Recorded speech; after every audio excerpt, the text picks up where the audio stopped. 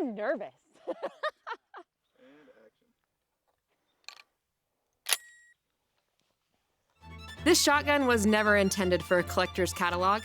It was destined for the White House. And this is not that gun. This is the story of a golden phoenix, a presidential refusal, and a single letter, X.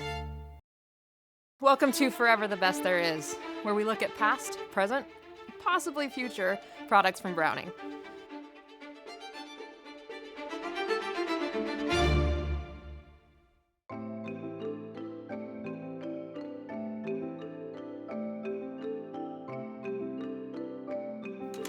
In 1970, Fabrique Nationale and Browning Firearms reached a staggering industrial milestone: the production of the 2 millionth Auto 5 shotgun.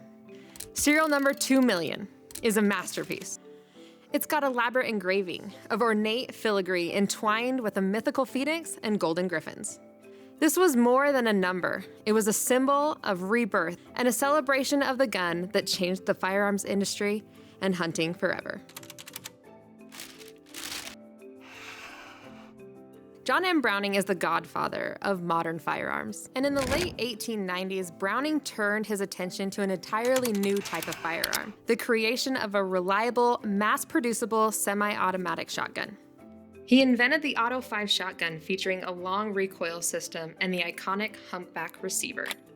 While this gun would change the industry, it took a lot to get here. Armed with what he knew was his best achievement, Browning returned to his long-standing business partner, the Winchester Repeating Arms Company. For nearly 2 decades, Browning had sold 44 of his designs to Winchester for a flat fee.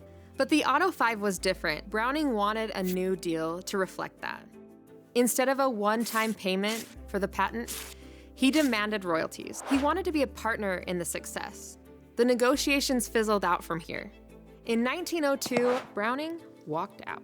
Browning decided to solicit Remington Arms with the revolutionary design. He secured an appointment with the company's president, Marcellus Hartley. As Browning was en route, Hartley suffered a heart attack that proved fatal. Eventually, the gun ended up in the right place.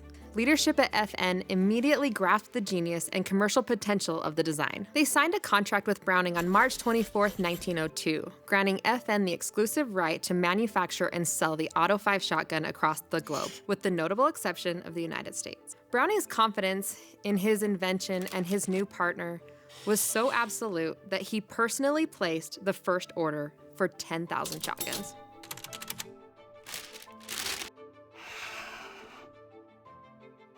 To get to 2 million, the Auto 5 needed to be reborn from the ashes of World War II. The Auto 5 has a more niche wartime history than the wildly used BAR, M2, or 1911. Aerial gunners used the semi-automatic shotguns to shoot clay pigeons, learning the skill of leading a moving target.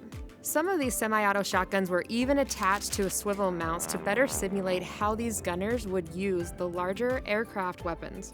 For the story of the 2 millionth, however, the Auto 5's production, and still its fate as a Belgium-made firearm, converges with the occupation of Belgium in 1940. After Germany invaded Poland and war was declared by countries around the world, the FN factory was taken. The Nazi strategy and preference for the high power meant they did not produce any Auto 5s and ceased their production in Europe altogether.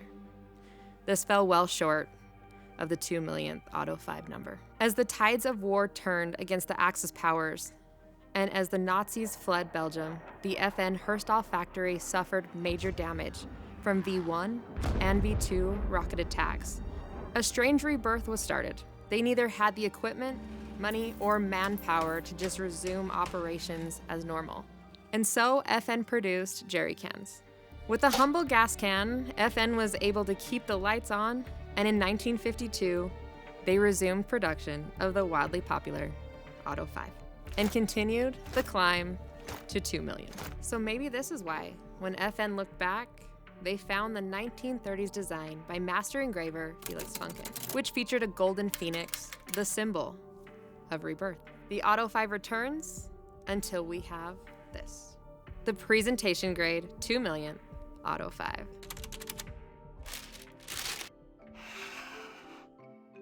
(1970) Elvis Presley wanted to be named a federal agent at large. Now stay with me here, I promise it relates to our story. The Auto 5 2 millionth never successfully completed its intended destiny.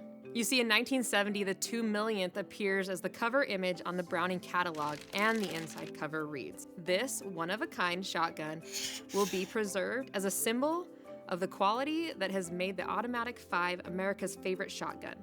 The explicit plan was for the 2 millionth to be gifted to President Nixon, then donated to the Smithsonian. However, it was refused. This would be just one of 2 John M. Browning designs offered to President Nixon during his term.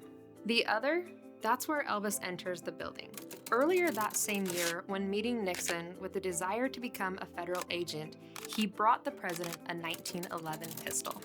In writing to Elvis about their meeting, the president thanked him for the pistol, saying, "And I want you to know once again how much I appreciate your thoughtfulness in giving me the commemorative World War II Colt 45 pistol." While he accepted a gift from the king himself, we can only speculate why Nixon refused the 2 millionth Auto 5. Who knows? Maybe if it had been presented by Elvis, it would have made its way to the Smithsonian. After President Nixon refused the 2 millionth Auto 5, it stayed here at Browning for the next 15 years. The 2 millionth Auto 5 reappears in our records on March 8, 1985. It was moved into a sales gun library. It was then donated to the National Shooting Sports Foundation for auction on January 19, 1986 at SHOT Show in Houston, Texas for fundraising to support shooting sports.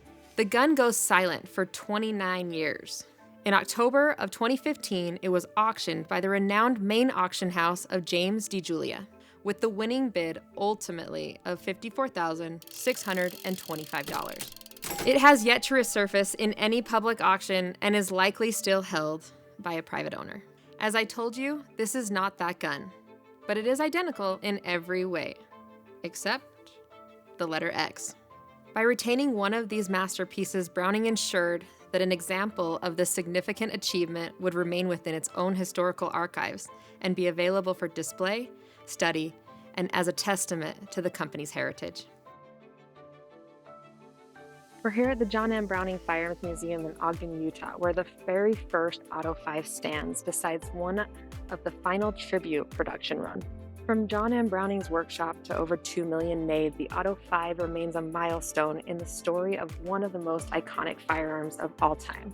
For generations, families have carried it into the field, creating memories that still live on today. And while the original design rests in history, the spirit of the humpback continues in Browning's modern A5, honoring the legacy of this legendary shotgun.